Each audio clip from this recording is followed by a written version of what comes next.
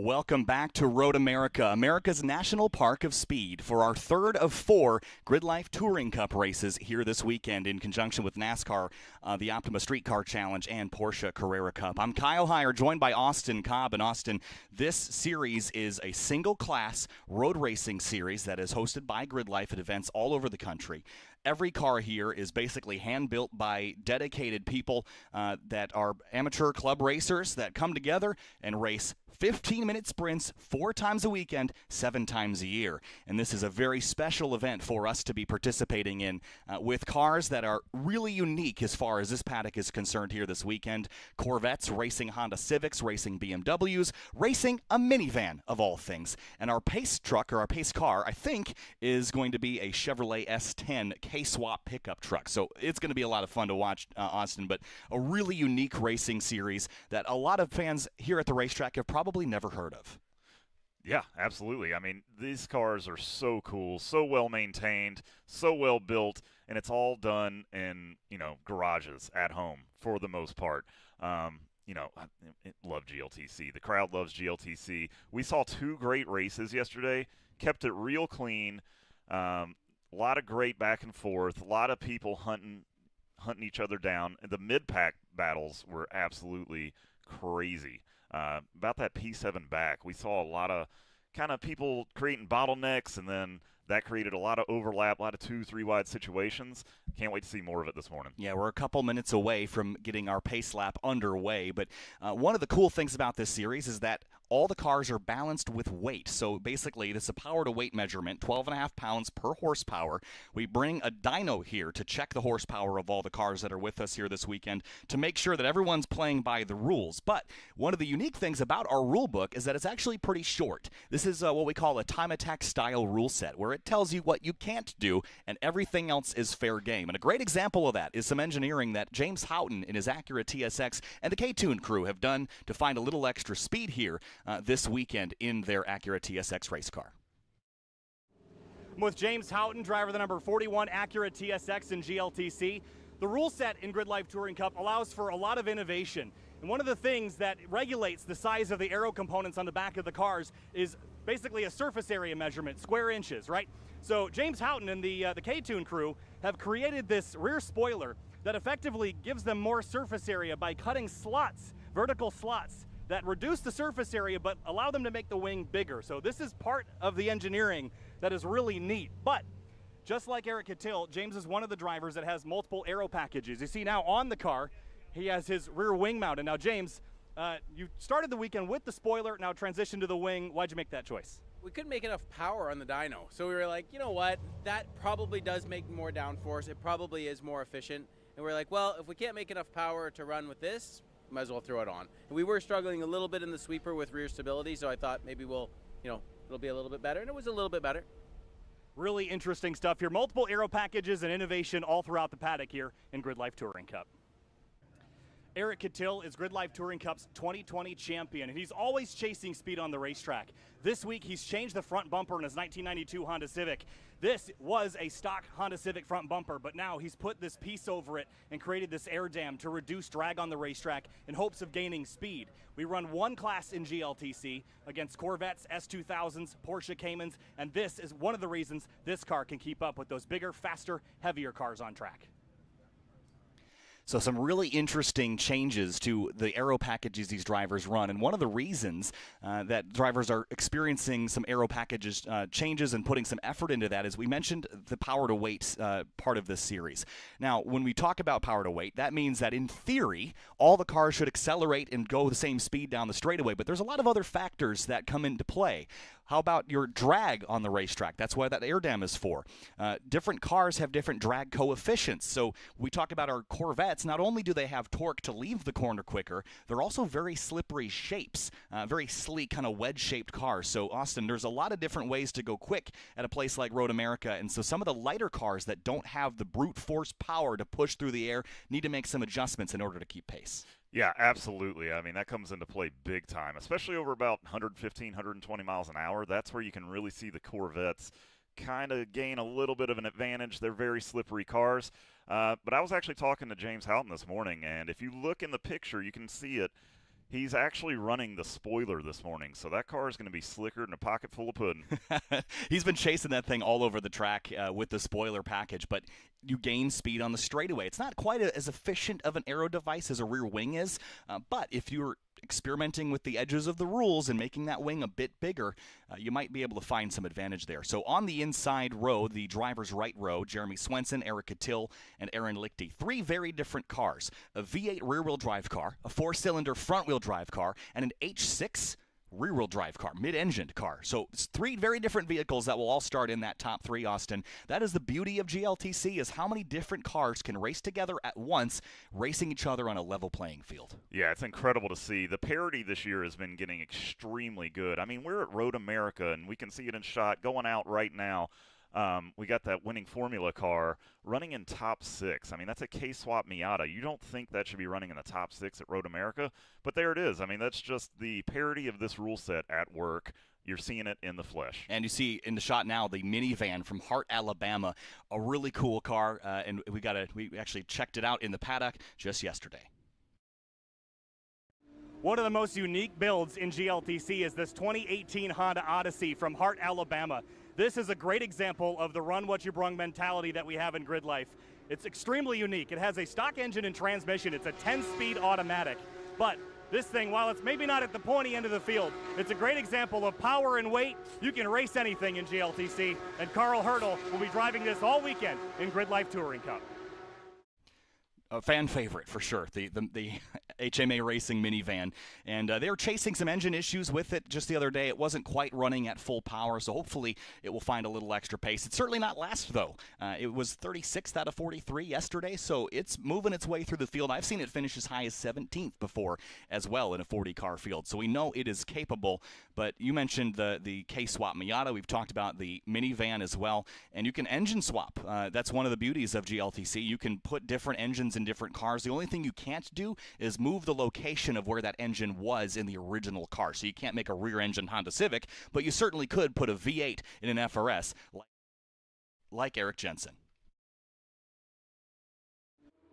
One of my favorite things about Grid Life Touring Cup is not all cars are what they seem. This is Eric Jensen's 2016 Scion FRS. They come from factory with a 2-liter Subaru Source Boxer engine. But Eric, open this hood for me. Let's see what we got in here.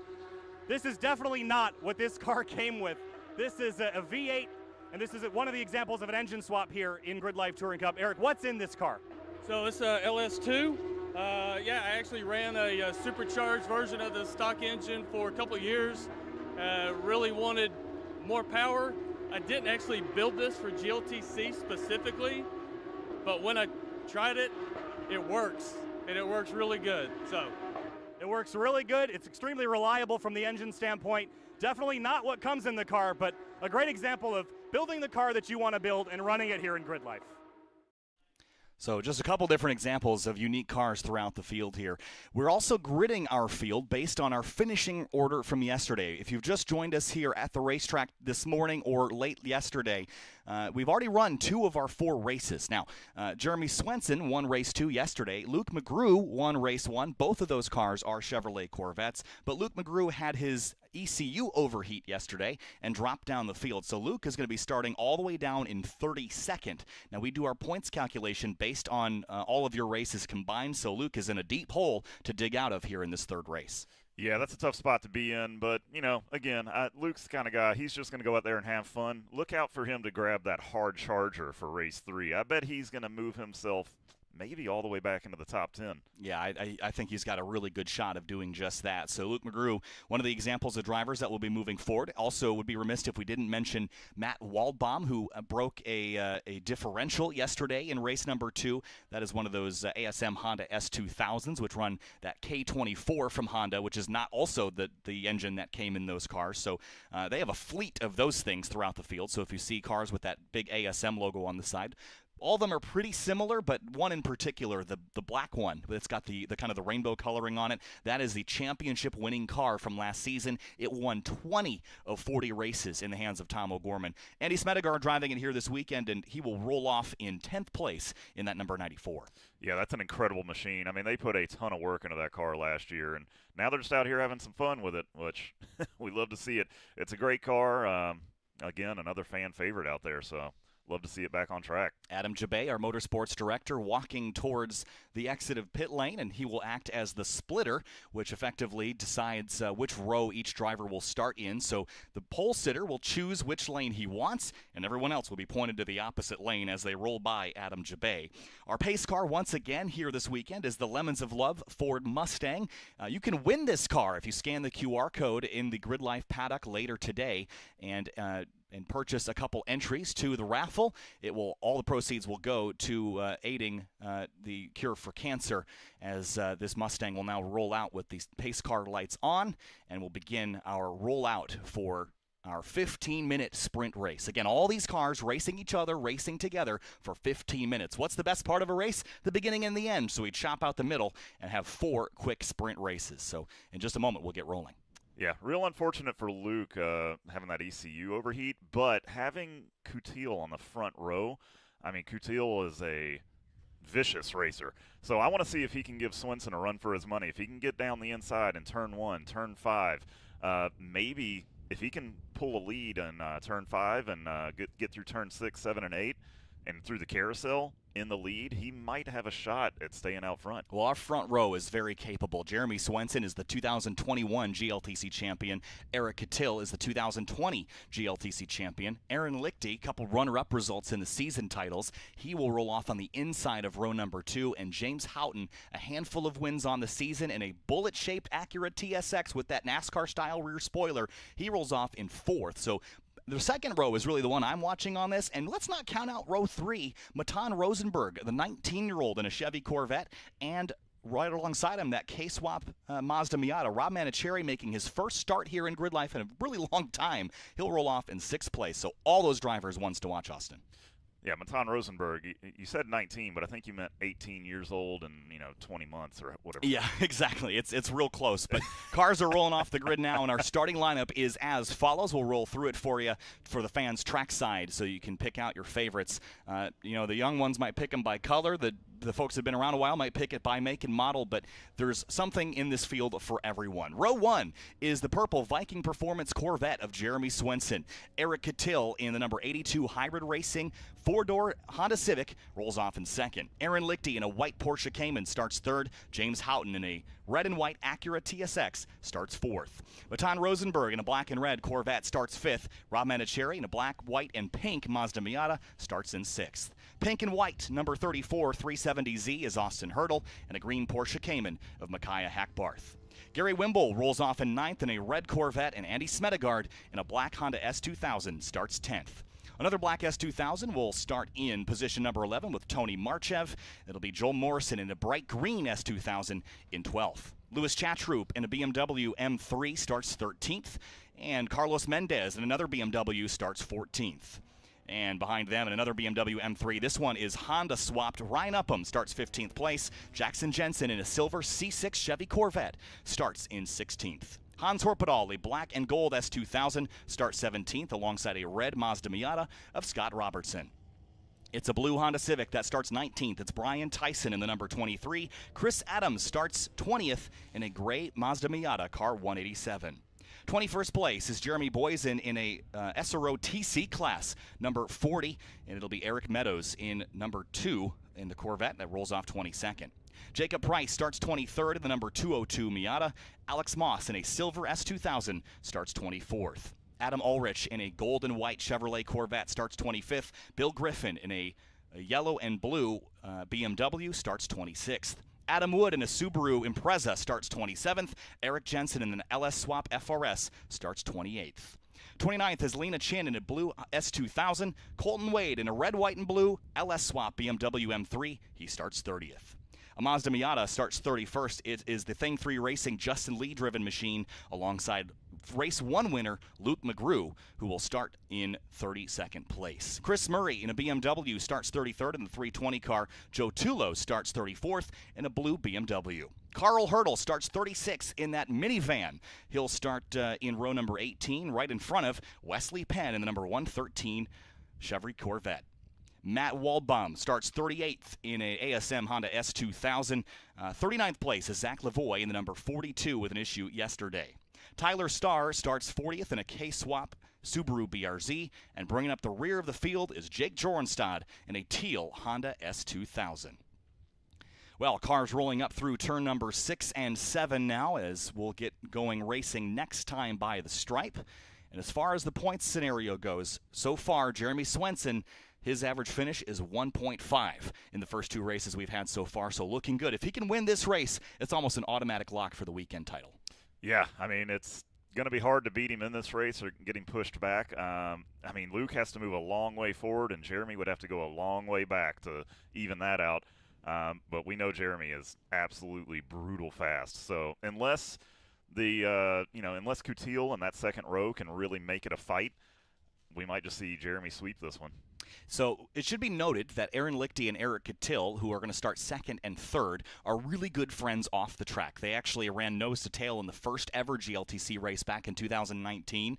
They were talking yesterday about the aggression level on the starts kind of picking up in race 2 versus race 1.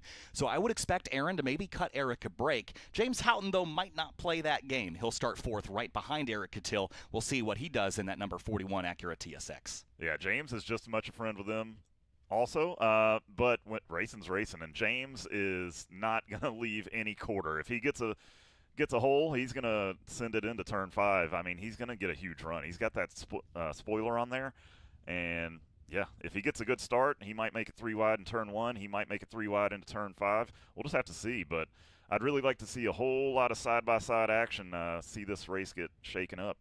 I think the goal here, and we should also mention that the first half of a page of the GridLife Touring Cup rules say nothing about the technical regulations. They say everything about driver conduct. These are cars that are built and maintained by their owners. They are taken oftentimes on open trailers. So the goal here is everyone needs to finish this race with their car rolling back onto the trailer under its own power. Mechanical issues happen, but contact is not allowed in this series. This is not a contact sport, and that is goal number 1 of every GLTC race, is everyone shakes hands, has fun, and drinks a beer afterward. That's what we're looking forward later today. Yeah, absolutely. We're a field full of folks with champagne taste on a Kool-Aid budget. I love that. That's great. As we roll through turn 13 and 14 now, the final turn of this 4-mile course under control of the Lemons of Love pace car.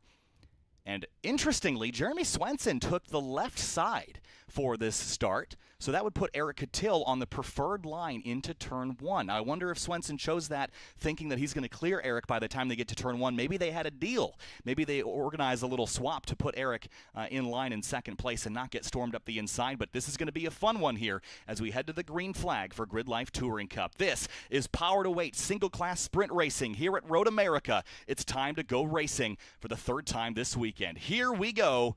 Waiting for the green flag to fly, and there it goes. Green flag flies, and we're racing at Road America, the National Park of Speed. Big stack up there mid-pack. Couple cars 3 wide, but they've sorted it out now as they head down to turn 1. Lena Chin in the grass for just a moment as they storm down towards the first corner. Yeah, I think Swenson might have taken the outside because he's planning on clearing that Civic, and then he gets the preferred racing line, but he doesn't do it.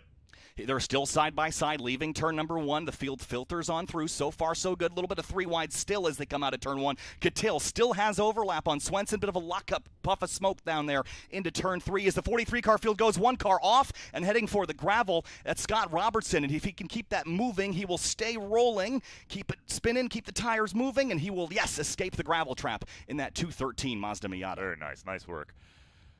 And this front pack is still 2 wide. This is exactly what I wanted to see. They're racing super respectfully, but they are 2 wide and going to be like this for quite a while. Aaron Lichty in the Porsche Cayman from 3rd up the inside of Swenson. They touch mirrors as they sweep through turn 5. Can Lichty in the Cayman take the lead away as we head down towards the best passing opportunity on the racetrack? I think he's done it. Yes, Aaron Lichty to the lead, but he's not quite clear of Swenson. He still maintains some overlap into turn 7. Now Lichty clears in that white Porsche Cayman. Man, we saw Lichty try that inside over and over and over again. I think he finally found the grip, figured it out, and he made it work right there. That was an excellent pass for the number 190. He is through at turn number 8 now as Catel slots down to 3rd place. James Houghton didn't move as far forward as perhaps I thought he would. Jackson Jensen on the outside of Boysen onto the rumble strips at turn number 8, but so far so good other than Robertson going for a slide through the gravel at turn number 3. I mean, we got to talk about Matan. He looks like he's making moves. He was almost up to P3 and might be getting shuffled a little bit now. into the kink for the first time here in this race today. Watch out for those rumbles. Rob Manicherry uses all the road. As we sweep on through here, this is such a single file part of a racetrack. You really don't want to be through here side by side, and especially nose to tail this tight, it can be pretty scary, but we do it this time nice and cleanly as we head now down towards Canada Corner. Austin Hurdle side by side with Micaiah Hackbarth, and they've sorted that out, I think, for about 7th place. Absolutely. That kink too wide, you can do it, but you're going to lose a lot of time. And this early in the race, that's not what you want to do. You're going to get freight trained by anybody behind you. But these guys are racing super clean. Double wide, Andy Smedegard, Gary Wimble, they're door-to-door in turn 14 as we head up the hill. Now Lichty trying to put some distance on Jeremy Swenson. Catel and Houghton running very close nose to tail. Here comes Houghton out to driver's right on Catel. He's going to go by him, I think, by the time they get to turn 1. A good launch for the Acura TSX from K-Tuned. And look at that battle. Smedegard going defensive. I think, was that Hans Horpedal right behind him? That was a good start for that number 77, if that's him. Yeah, I think we're going to have to watch out for Houghton in this race. That car is slippery. So now he's going to try to chase down Swenson.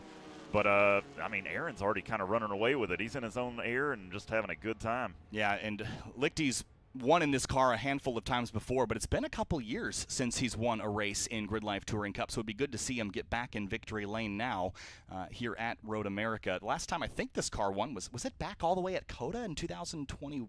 I think it might have been. It's been a little while, but he's definitely putting some distance as Houghton approaching Jeremy Swenson for 2nd place. Maybe you're right. Maybe that's the 41. Oh, slide for Catel. Big lockup down into turn 5. Got too deep on the brakes, kicked the rear end out as Matan Rosenberg goes by for 4th place. Man, these guys are having a riot out there. It's single-filed out a little bit, but I think we got a lot of battles on our hands. There was so much shuffling up with people getting moved to the back of the field. I think is that Luke coming through right now? Yeah. Sure is. Luke McGrew still a little bit further back in the field than I think he would like, but working his way forward. Down into turn 8, here's your leader, Aaron Lichty, in the Porsche Cayman. Then it's Jeremy Swenson. Then it's James Houghton, who continues to hound Swenson for that 2nd spot. Give Houghton P2. He could run Lichty down. Yeah, James is looking real strong right now. I think Houghton's, if he can get by Swenson, he's probably going to be on a roll and trying to chase down Lichty. Matt Walbaum up 19 positions in 2 laps in that number 90 from ASM. Jake Jornstad up 12. So some really good drives forward for a handful of drivers so far in this race as we roll through the kink again. Rob Manicherry on the limit in that K-Swap Mazda Miata, but a bit of a cork in the bottle here with a couple of cars stacking up behind him. I was going to say just that. I think he's trying to avoid becoming the cork in the bottle right now. You can see he's actually pulling a little bit of a gap. It might actually be Hackbarth that's a little bit of a cork right now. Yeah, it could be Gary Wimble all over the back of Austin Hurdle and down into turn 12 as Lewis Chatroop and Eric Meadows door-to-door. Here's Eric Jensen alongside Boysen. That was tight, and there's some contact there with Hans Horpedal, and there's a yellow flag waving at turn number 12, so I think one of those cars must have gone around in a spin there, but a little bit of nose-to-rear contact into Canada Corner. Yeah, that looked like a pretty solid little hit. It might be a debris flag that goes down. I think I saw a bumper maybe come off. Oh, one car off at turn 14. And which car is this coming up towards us here? It's looking like Chatroop. Yep. Yeah, Lewis Chatroop went a little wide at turn 14 as we sweep across the start-finish line here with just under 7 minutes to go. And boys are getting a little spicy this morning. I would say so. And we are now, you see Eric Jensen in the bottom of the shot here, pulling off. Looks like we do have a debris flag down, so I think he might have lost his bumper, tail lights, something like that, just sitting right in the middle of Canada Corner. Yeah, and at least he's pulled off far enough off track that he's out of the way, but not what Eric Jensen wanted to see by any stretch. As the rest of the field heads down towards turn number 4. It's a 1.5-second lead between Lichty and Swenson. But James Houghton, I thought he would put some more pressure on that purple Viking Performance Corvette, but he hasn't quite been able to do just that. Well, I think right now Swenson's not even looking in his mirror. He doesn't even care what Houghton is doing. He is looking ahead to that Cayman. He wants to catch up and get as many points as he can. Rob Manicherry passed Eric Catel into turn 5. They're still side by side, and just behind them there's a whole bunch of cars that would like to take advantage of that overtaking opportunity. Catel really struggling in this race, sliding backwards just a little bit. He's going to tuck in behind Manicherry and a look up the inside from, was that Gary Wimble perhaps? Yes, I think it was, that took a swipe but had to back off before they got to turn 8. Yeah, on the previous lap we saw Catel lock up a little bit into turn 5. I wonder if he's having some kind of brake bias issue or just a braking issue in general.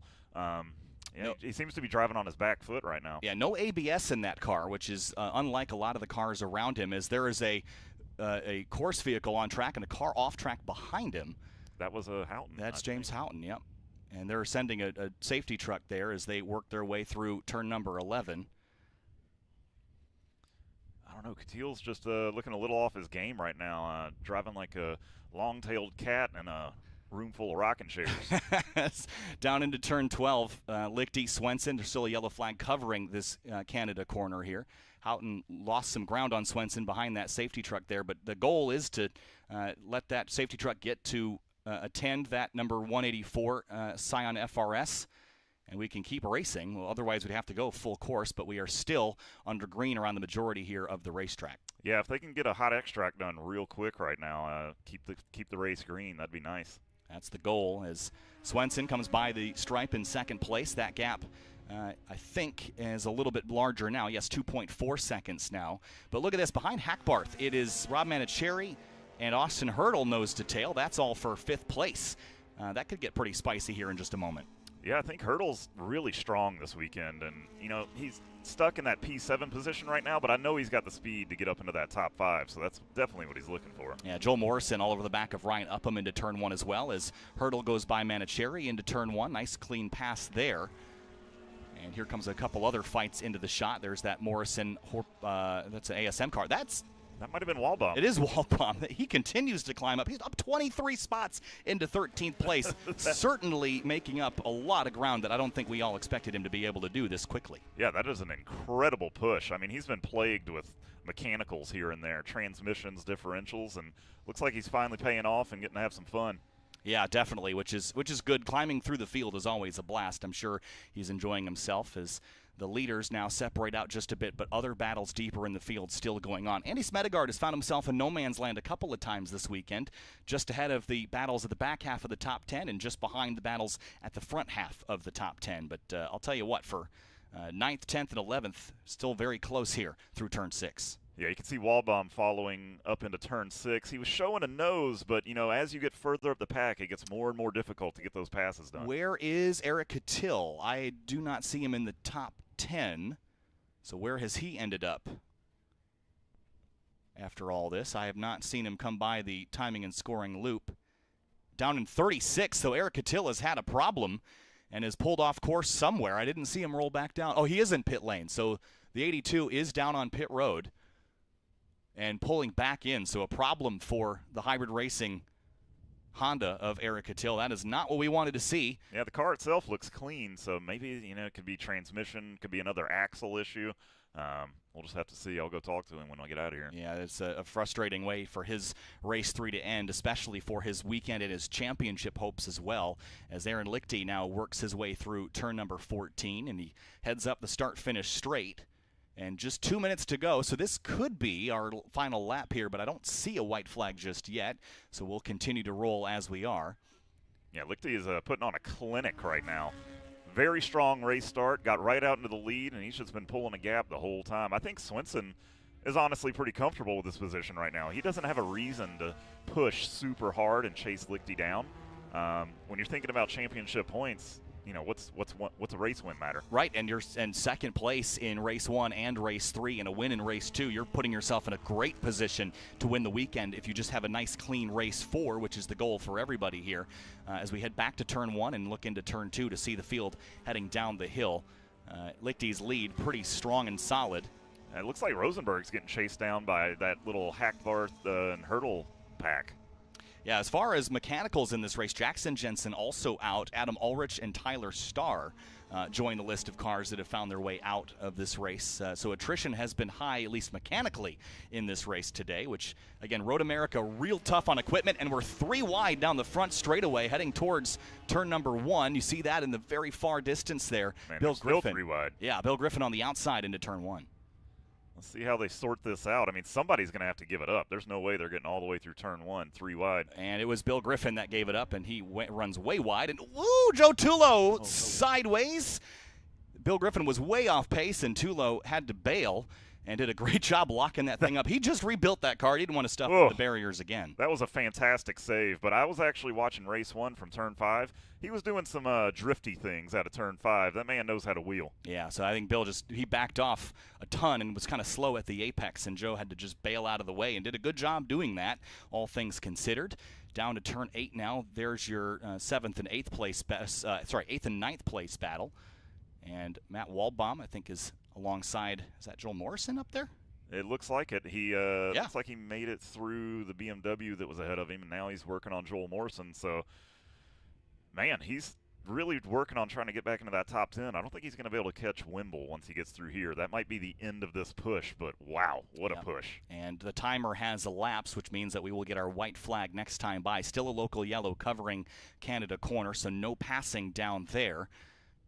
As Aaron Lichty in the white Porsche Cayman is going to come up the front straightaway here. It has been a long time since he has won a GLTC race and hasn't run a whole lot with us this year either. He's still got a lap, Kyle. Don't complicate her first. I'm going to try not to, but 4 miles left for Aaron Lichty in the Porsche Cayman. Jeremy Swenson second, James Houghton in third. And then look at Micaiah Hackbarth and the 34 of Austin Hurdle. They are real tight nose to tail. Hurdle's going to have a run here into turn 1. I think that's going to be the battle to watch for this last lap. Those two have been going at it all race. And they are side by side into that first corner. Who comes out ahead? Rosenberg, and then it's going to be, Hackbarth's going to run wide. It'll open the door for Hurdle here at the exit of turn 1. And he's going to have the advantage into turn 3. Down the hill, driver's right is the pink car of Hurdle. The green Porsche Cayman is Hackbarth, and he gives it up. Hurdle up to 5th place. That'll be a real strong run for that number 34. Yeah, it looked like Hurdle also got a really good run off the corner, and Hackbarth did not. So he should have a pretty easy time into turn 5, and that might be the end of his run. But, hey, a top 5 is a great finish if he can hang on to it. I would say so. So down into turn number 5, Aaron Lichty put some distance on Swenson in this one. Right from the drop of the green flag was on the attack in that Porsche Cayman. But it's Porsche, Corvette, TSX, Corvette, and 370Z now inside the top 5. Man, what a mix. What a mix. I mean, it's a little bit of everything. V8s, 4 cylinders, V6s, and H6s all up in the front 5. I mean, this is a very, very good mix in the top 10. Again, just shows the parity of the class. Lichty running away with it. It can't be any happier. He's a great dude, nice guy, and love seeing him pick up a race win. Fingers crossed, knock on wood. Still got a half a lap to go through the kink for the final time. Aaron Lichty, he brought this car to GLTC just to show, for reference, how fast GLTC cars are. This Porsche Cayman, while it is detuned, not that much, all things considered. It is a very quick race car. And Aaron will add this. He will be the next unique winner here this season in GridLife Touring Cup. There have been 6 unique winners so far. He would be the 7th this season. Very nice. And we've only had 5 rounds of competition. But 4 races on the weekend, a couple of repeat winners. I mean, a Cayman is a car to have for Road America. That's definitely, I can't think of a better car to bring to this race. Up the hill for the final time. It's been a long time since Aaron Lichty's been in victory lane, but checkered flag for the number 19 winning Formula Porsche Cayman. Aaron Lichty, the 7th unique winner in GridLife Touring Cup competition this year. Jeremy Swenson, 2nd place in the number 3 Viking Performance Corvette. Then James Houghton, Matan Rosenberg, Austin Hurdle with a top 5. Then Micaiah Hackbarth, Rob Manicherry, Andy Smedegard, and Tony Marchev with the top 10 if he can bring it to the finish line in 9th place. Yes, he will. Nice, great recovery for Marchev after a race 1 that didn't go his way. And Gary Wimble rounds out the top 10. And Matt Waldbaum loses 11th to Joel Morrison on the final lap. But what a climb for Matt. All the way up from a starting spot deep in the 30s, up 24 spots from 36. That is absolutely incredible. I can't wait to see the onboard of his first lap. He picked up, almost 20 spots in just that first lap. Woo! 3 wide across the stripe there. Lena Chin, Hans Horpedal, Jacob Price. All the way to the checkered. Brian Tyson comes across the stripe down the order. And like we saw in race 1 and 2, I mean, it's that kind of P5 through P10 spot is where we get a whole lot of action. We saw a great battle between, a Cayman, a 370Z, and a K-Miata. So, I mean, what a good time. And they were nose to tail, swapping spots the entire race. That's That's what Grid Life is all about. It really is. And unfortunately, we did have an incident down at turn 12, and I hope Eric Jensen can get whatever he needs replaced by race 4. It's an unfortunate thing to see an incident here in GLTC. Like we said, not what we like to do around here. So I'm sure there'll be some discussion and perhaps some penalties levied before race 4. Yeah, it's always a possibility. But at the end of the day, and it's racing. Stuff's going to happen at some point. The point is we don't do it very often, and when we do, we're going to go talk to our buddy. We'll talk it out. We'll sort it out. A lot of times people will help work on the car that they ended up damaging. So that's just what this grid is all about. Yeah, and so that will conclude our third race of the weekend. Just one more to go.